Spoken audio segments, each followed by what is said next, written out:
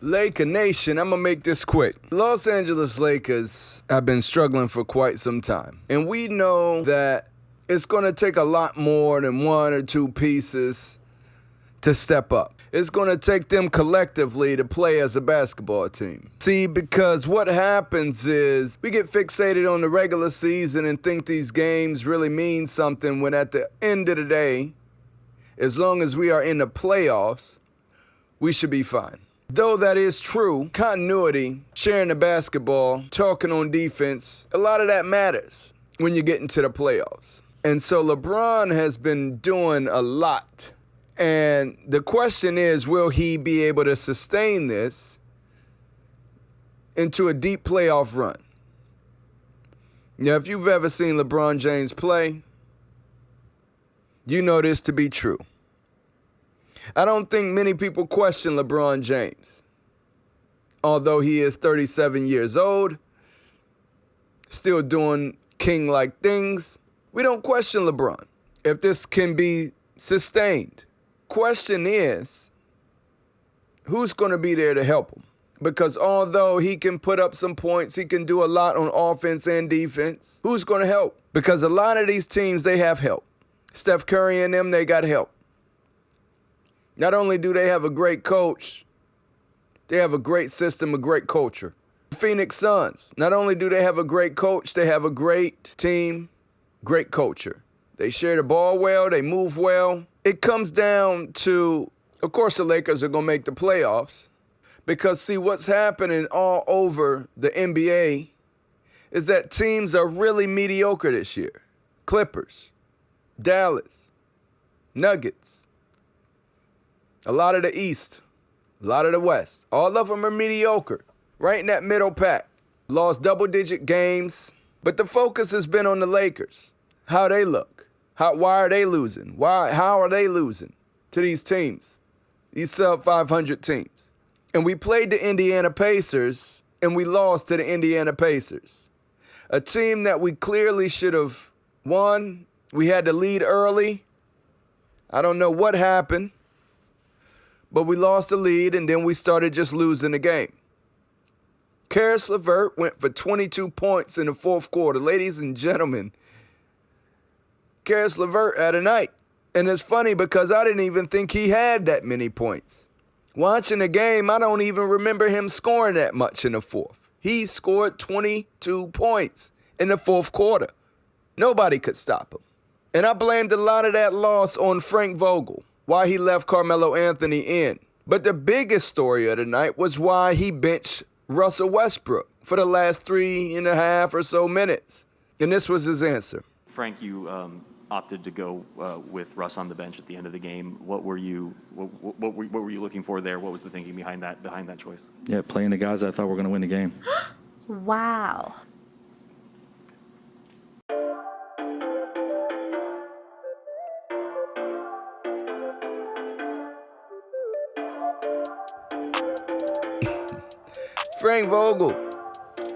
Franklin Vogel, the cojones on this guy. He could have sidestepped this question, and he could have gave a PR answer, a PR correct answer, but he didn't. He chose to answer it the way he answered it. And ladies and gentlemen, wow. If that answer didn't speak volumes. But we got a lot to get to tonight, ladies and gentlemen, a lot to get to. And I'm going to go over it all. And that's all coming up next on the Film Room Podcast.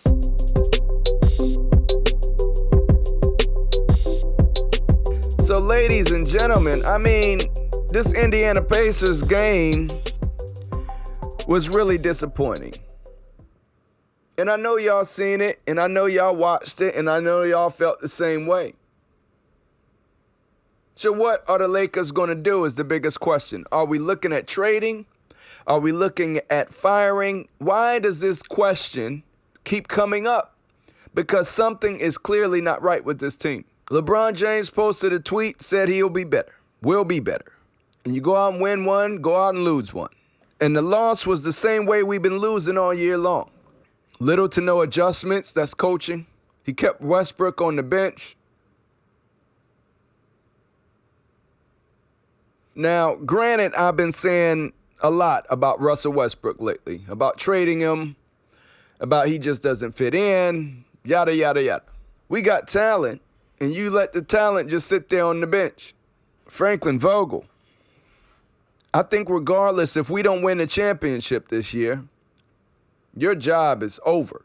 It's clearly been proven that you have no way of returning next season.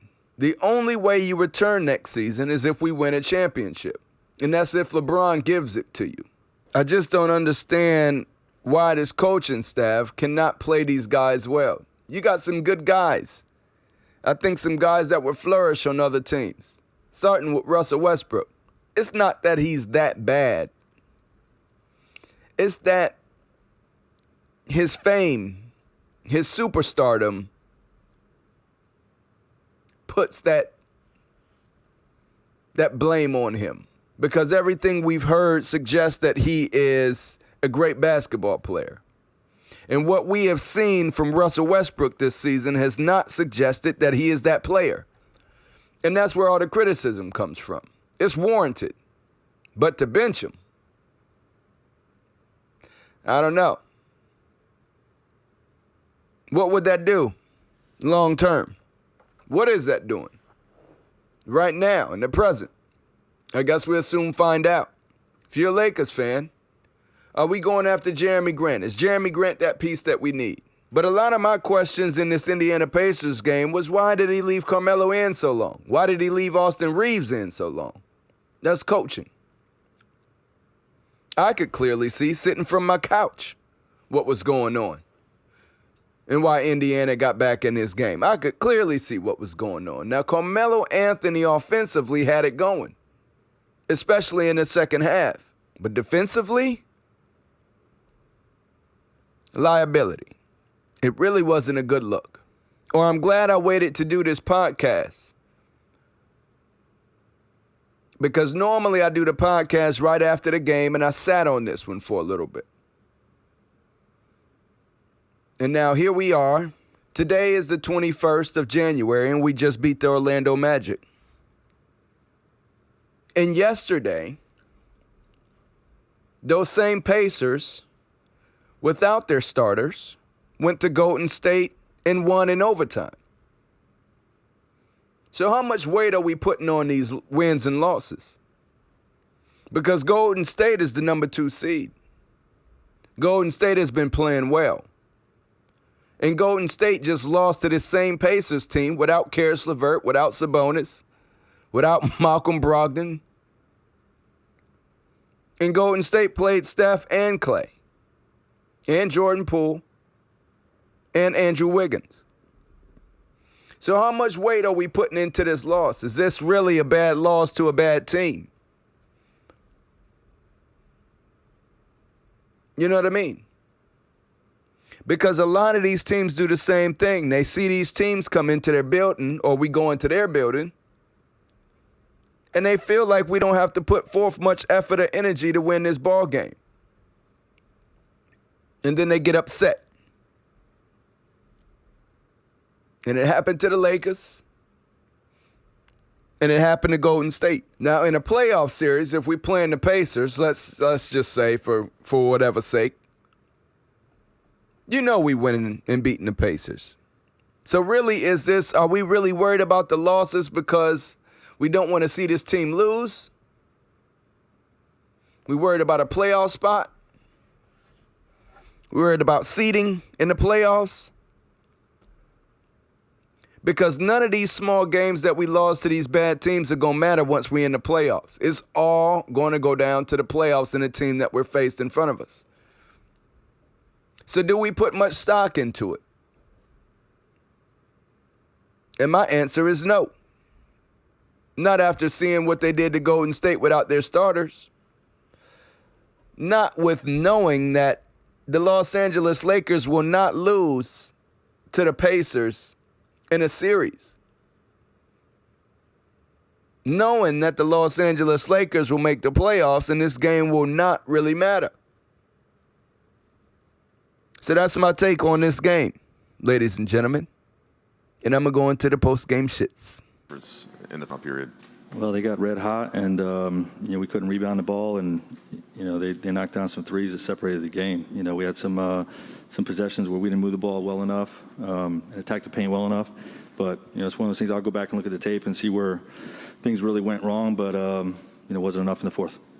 What's the level of frustration, especially coming off a game where you play well and beat Utah, and having this happen again when you one game up, one game down?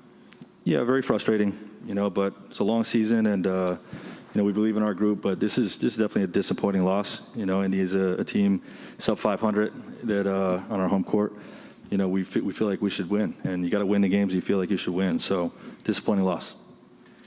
Frank, you opted to go with Russ on the bench at the end of the game. What were you looking for there? What was the thinking behind that choice? Yeah, playing the guys I thought were going to win the game.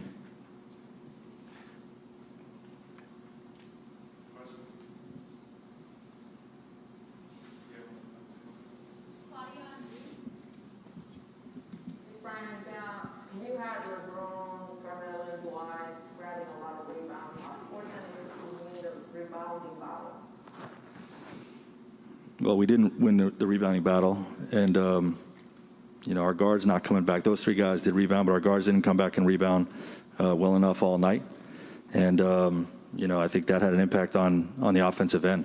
We didn't secure any rebounds, so we're taking the ball out of the basket every time and walking it up. We're at our best when we gang rebound and get out and run the floor.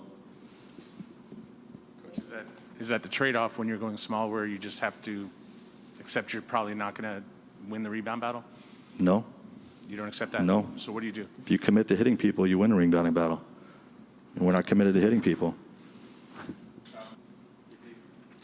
Frank, a loss like this, like you said, to a sub-500 team, the responsibility falls on who? The coaches, players, everyone involved in this? Yeah, you answered the question. It's everyone. It's all of us. We got to coach player better. They got to play better. Everything has to be better. Got to execute.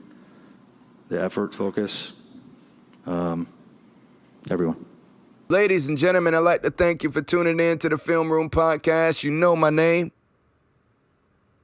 My name is Derek James. And I appreciate y'all tuning in to the Film Room Podcast. Hey, listen, Laker Nation, let's stay strong, let's stay together, and let's pray for some trades. Listen, man. My name is Derek James, and I'm out this bit.